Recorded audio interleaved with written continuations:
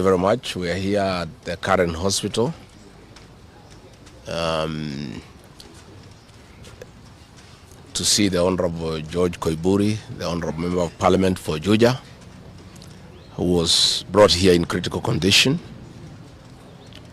Last Friday, the Honorable George Koimburi had a function in his constituency in a place called Kachororo, and he had a serious engagement with his constituents. In fact, had the opportunity to address those people through the phone. And after he left the ceremony, he was accosted by officers from the DCI who chased him, and he was able to escape using a motorbike with the help of the local constituents. His vehicle was impounded and his driver was arrested. That vehicle is still in the hands of the DCI. And on Sunday, when he was in church, immediately after the service, 2 undercover agents of a killer squad that has been put in place to deal with elected leaders who are not supportive of William Ruto, abducted him in full glare of the church members, and in the process almost harmed his wife. It is not known where he was taken to, but after a serious search early this morning, he was found in a coffee plantation in Kibichoi, that is in the Githunguri constituency, badly beaten and in very serious condition. He was taken to a hospital for first aid and later brought here where he was admitted. And I've just seen him and I've talked to the doctors, and they have confirmed that the Honorable George Koimburi was tortured by professionals. He has serious soft tissue injuries. This is torture normally done by professionals. He has lost his voice, and the doctors are working round the clock to restore his vocal cords. And the Honorable Koimburi has been able to communicate through writing because he is not able to speak. That some chemical was administered through inhalation, and the doctors have told us that preliminary investigations confirm that that chemical has interfered with his vocal cords. The doctors have assured us they are doing everything within their power to make sure that he is out of danger. They have taken blood and urine samples to private laboratories, different ones, so that they can establish what could have happened in matters poisoning. You remember last weekend I said that a special squad had been set aside, and now we have confirmation that President William Ruto, CS for Interior Kipchumba Murkomen, and the Deputy Inspector General, Mr. Eliud Langat, all from the Kalenjin community, have put up a squad to deal with leaders who are opposed to this regime. The Honorable Kipchumba Murkomen has sent a message to us through Common Friends that his appointment to the Ministry of Interior is to make sure that William Ruto is re-elected as president, and to deal with anybody who can stop that objective. Officers from the National Police Service has confirmed to us that a special squad of 20 police officers from the Nandi sub-ethnic community are the ones behind the abduction of George Koimburi, and they are the ones that were deployed in Kakamega to target the Honorable John Methu and Karungo Athangwa. Specifically, there were about 300 police officers who were deployed in Kakamega, but 20 police officers from the Nandi sub-ethnic community under the direct command of the Deputy Inspector General, Eliud Langat, and reporting to Kipchumba Murkomen and William Ruto, had been assigned to harm the Senator for Nyandarua and the Senator for Kiambu because of their vocal stand against this regime.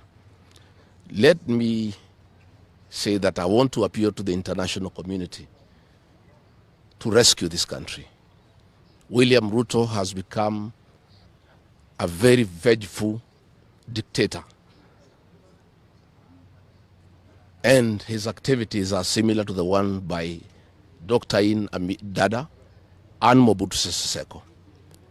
And the level of impunity in this country, if the international community does not come through for the people of Kenya, we are going to have not just killings, but maiming of elected leaders. What has happened to the Honorable Koimburi is a very deliberate attempt by William Ruto, Kipchumba Murkomen, and Langat to scare leaders who speak out. It is meant to scare them. It is meant to sell them fear so that they can stop agitating for the liberation of this great republic. And I want to say that William Ruto must know it is these leaders, it is not these leaders who are against his rule. It is the people of Kenya. These leaders are simply articulating what the people of Kenya are saying. And even if he targets these leaders to kill them, to maim them, he cannot do the same to each and every Kenyan. And I want to tell him to stop spreading the narrative that the rebellion against him is coming from the people of Mount Kenya region. This rebellion is across the country, from Western Kenya, Coast Province, Northeastern, Nyanza, including his native North Rift and South Rift. Members of the Kalenjin community are also up in arms because of the misuse of public resources, mismanagement of the economy, and the fact that there is no work going on in this country. So let me appeal to the international community to take a great interest in what is happening in Kenya. And we have seen what is happening in the neighboring countries, in Tanzania, the suppression of civil society, and all those things are stemming from here in Kenya. William Ruto has become intolerant. He cannot take criticism. And the reality of one term is slowly sinking into him, that has sent him into serious desperation, that he has now formed a killer squad of his sub-ethnic community of the Nandi to deal with leaders. Let me ask the people of Kenya to be calm. I want to ask the supporters of the Honorable Koimburi to stay calm. We'll do everything possible to make sure that we are more careful in the face of the repression that is going on. You are aware that members of parliament opposed to this regime, their bodyguards have been disarmed so that they stop going for meetings and feel vulnerable. But it is very clear why they have been disarmed is to allow members of that gang that has been formed by the president to abduct them and to threaten them. And if anything happens to these members of parliament, to any leader in this country opposed to William Ruto, the president will be held to account. And let me tell William Ruto, people of Kenya cannot elect you by force. They elected you on their own free will.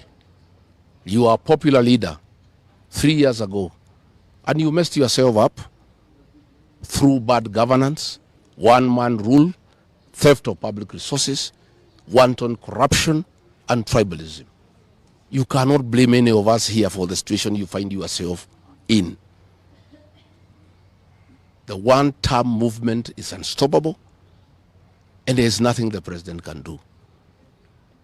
He can kill these leaders, he can abduct them, he can torture them, but he cannot do that to all the people of Kenya. So I want to urge members of parliament and senators and others not to give up. Nobody can die from morning to evening. You can only die once.